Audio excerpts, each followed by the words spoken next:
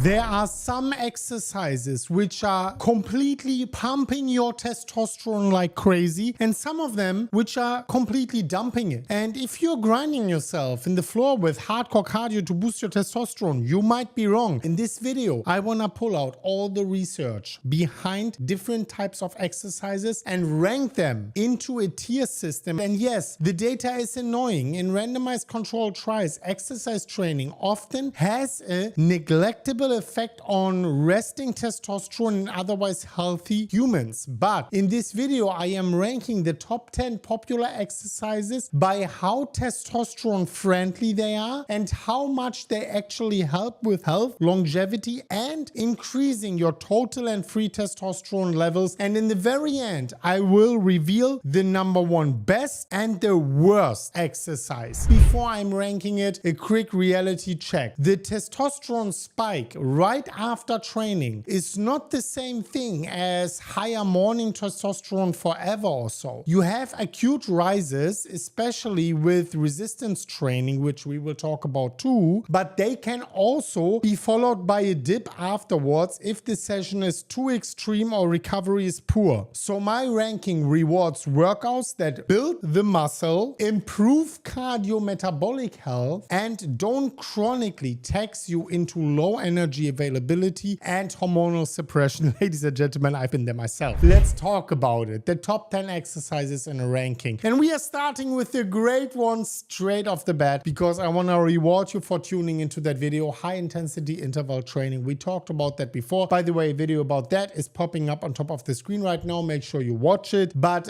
this is basically like medicine, right? Short, brutal, and dose. Think about 10 to 20 minutes of intervals on a bike, rower, hill, sled, sprints, or any of these things 1 to 3 times a week. That's enough. 20 minutes, easy going, right? Meta-analyses show that testosterone rises right after high intensity interval training and then normalizes within the recovery time. Now, the next one, rucking, weighted walking. This is how you can, even with a brisk walk, get into a zone 2 exercise. This is my top secret longevity hack. I will put it into the good tier, the second tier, at a backpack, for example, or a weighted vest, and turn walking into low impact strength endurance. In obese adults, actually, in randomized controlled trials, using added weight on their body, loading improved body weight and fat mass, exactly the direction that tends to support healthier testosterone. So now,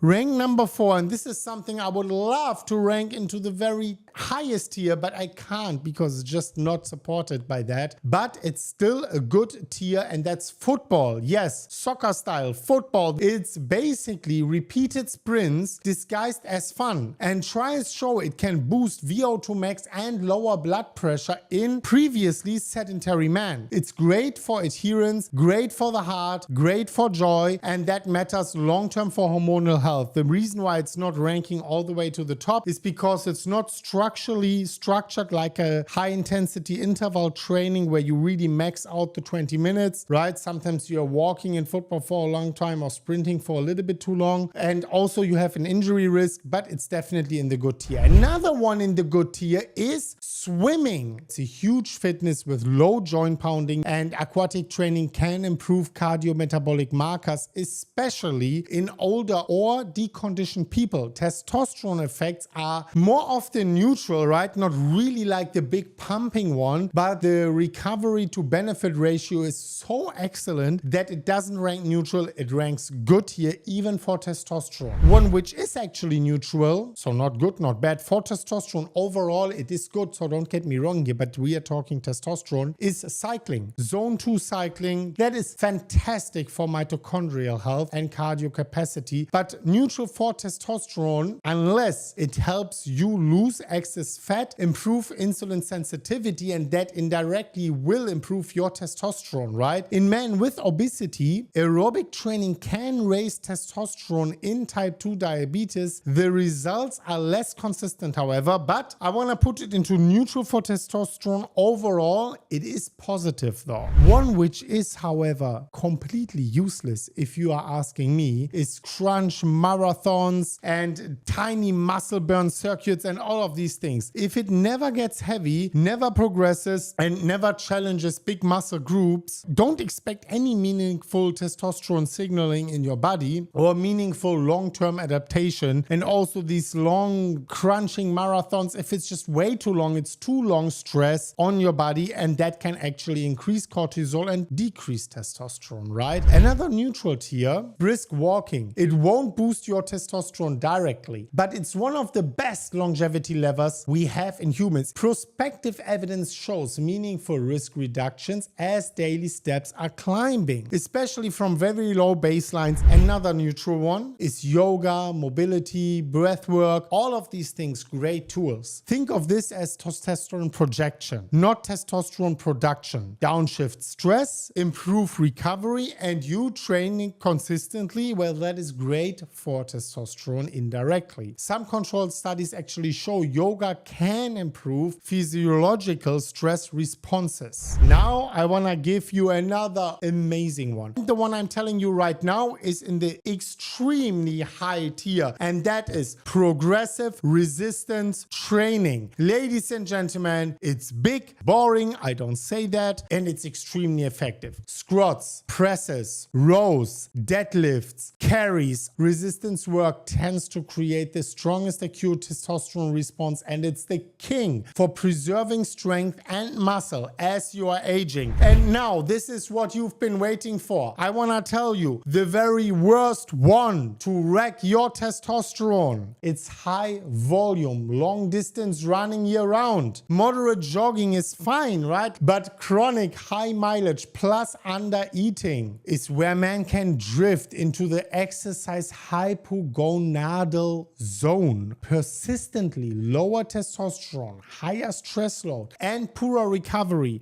is horrible for you. So what to do with that list? If you want the simplest testosterone and longevity template, lift a few days a week at 1 to 2 high intensity interval training sessions per week or sprint sessions if you recover well, and fill the rest with walking, rocking, cycling, swimming, relaxing, and it will be great for you. Let me know what you think about that. Make sure you smash up the like button, you subscribe to the channel, and you watch this very important testosterone related video about what vitamin to take to potentially double your testosterone. Click it right now. And as always, guys, as always, bye.